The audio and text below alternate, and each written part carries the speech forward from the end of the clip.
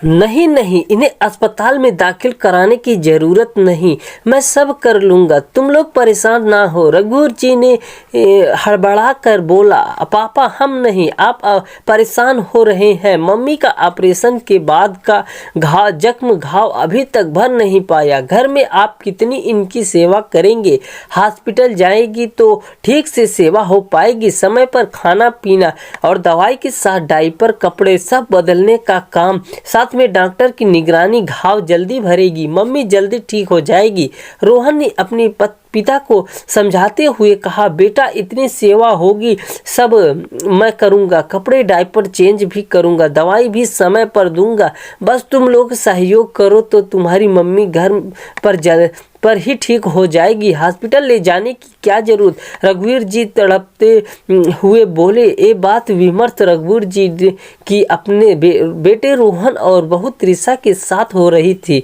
वह अपनी अर्धांगिनी सविता के बारे में बात कर रहे थे, जिनकी स्पाइन का सफल ऑपरेशन हुआ था, लेकिन 1 महीने बाद भी जख्म भरा नहीं था। डॉक्टर ने कुछ एंटीबायोटिक देकर उनकी सेवा करने की बात कही थी या अर्ली रिकवरी के लिए हॉस्पिटलाइज होने को कहा था। माँ को कष्ट में देख और अपने वृद्ध पिता को दिन रात उनकी सेवा करते परेशान देख रोहन अपनी माँ को हॉस्पिटल शिफ्ट करना चाह रहा था, ताकि माँ भी जल्दी ठीक हो और पिता को भी आराम मिले, क्योंकि माँ तो बीमार थी ही, पिता भी उनकी सेवा कर के परेशान और कमज़ोर दिखने लगे थे। पापा आपको समझाना व्यर्थ है। एक तो माँ के बीमार होने से हम परेशान हैं और दूसरी ओर पापा दिनों दिन उनकी सेवा करके कमज़ोर होते जा रहे हैं।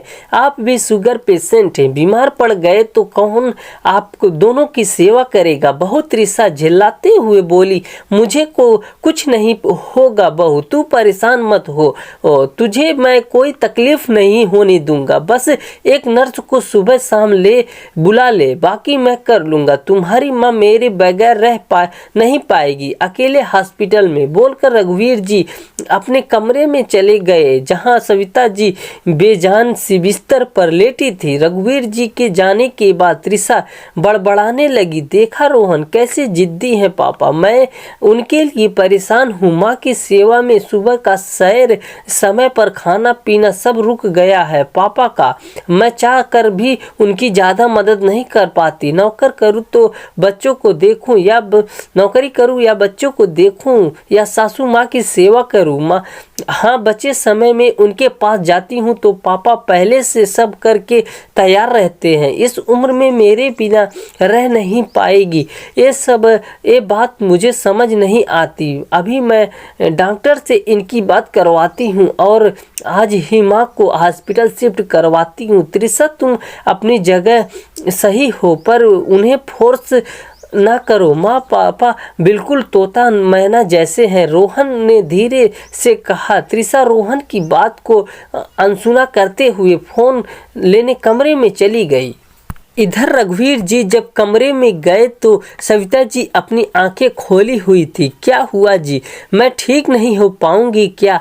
बच्चे क्या बोल रहे थे? फिर से हॉस्पिटल जाने तो नहीं बोल रहे थे ना? मैं नहीं जाऊंगी हॉस्पिटल, मुझे बहुत डर लगता है हॉस्पिटल से। वैसे हॉस्पिटल का दर्द तो सह जाऊंगी, पर आपके बिना कैसे रहूंगी? इस बार गई तो शायद वापस नहीं आ पाऊंगी। मेरा ये विश्वास कह रहा है, मुझे खुद से अलग मत करना। मेरी मौत के वक्त तुम मेरी आंखों के सामने रहना। सविता जी ने कांपते स्वर से कहा, नहीं नहीं, तुम यहीं रहोगी घर पर। बच्चे नहीं जानते कि तुम्हें सुई से भी डर लगता है, बहता खून देखकर तुम्हें चक्कर आ जाते हैं और हॉस्पिटल के नाम से तुम कांपती हो, और जानेंगे भी कैसे?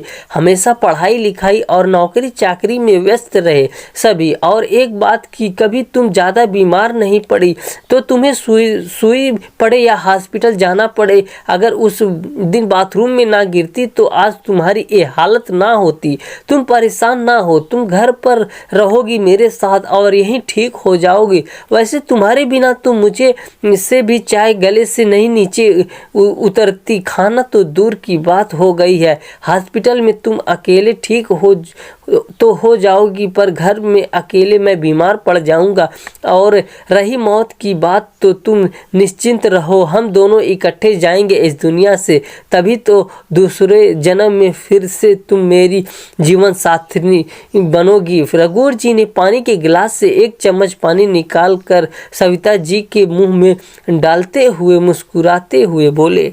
सविता जी ने पानी पीकर उनका हाथ अपने हाथ में ले लिया और कहा, तुम तो बातों के जादूगर हो। खैर, किसी जमाने में एक गिलास पानी के लिए भी तुम मुझ पर आश्रित रहते थे, कभी खुद से अपने लिए कपड़े भी ना निकाला तुमने। सोचती थी मैं कि मेरी सेवा के बिना तुम एक दिन भी नहीं रह सकते। आज देखो कैसे विपत्ति आई कि तुमसे मैं सेवा करवा रही एक बोझ बन गई हूँ ना सविता। नहीं सविता, तुम सेवा कर रही थी और ना मैं सेवा करा रहा हूँ। हम दोनों अपने प्रेम का कर्तव्य के साथ निभा रहे हैं।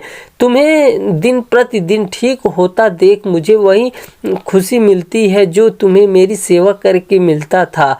मेरी जीवन साथी, तुम अपने आप को बोझ ना कहो। रघुवीर जी अपने आंसुओं को रोकते हुए बोले। तभी पीछे से बहुत रिसा आ गई।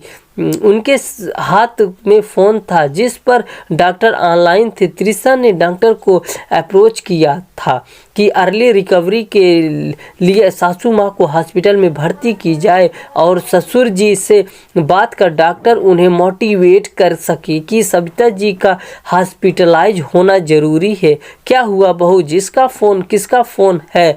कोई मुझसे बात करना चाहता है क्या? कोई फ़ोन पर है क्या? नहीं पापा जी, कोई नहीं है, बस ये पूछने आई थी कि माँ का खिचड़ी तैयार है, मैं खिला दूँ क्या? आप बाहर जाकर रोहन के साथ डाइनिंग टेबल पर खा लो। ये बोलते हुए त्रिशा ने फ़ोन काट दिया था।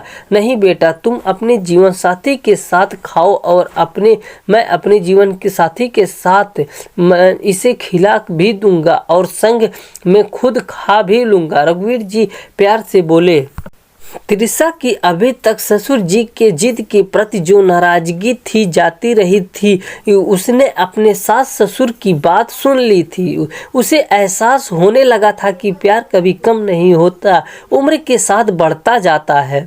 इस प्यार में एक दूसरे की सोच का सम्मान, एक दूसरे के लिए की परवाह, एक दूसरे के प्रति कर्तव्य की उत्कृष्टता, असीमित प्रेम होता है।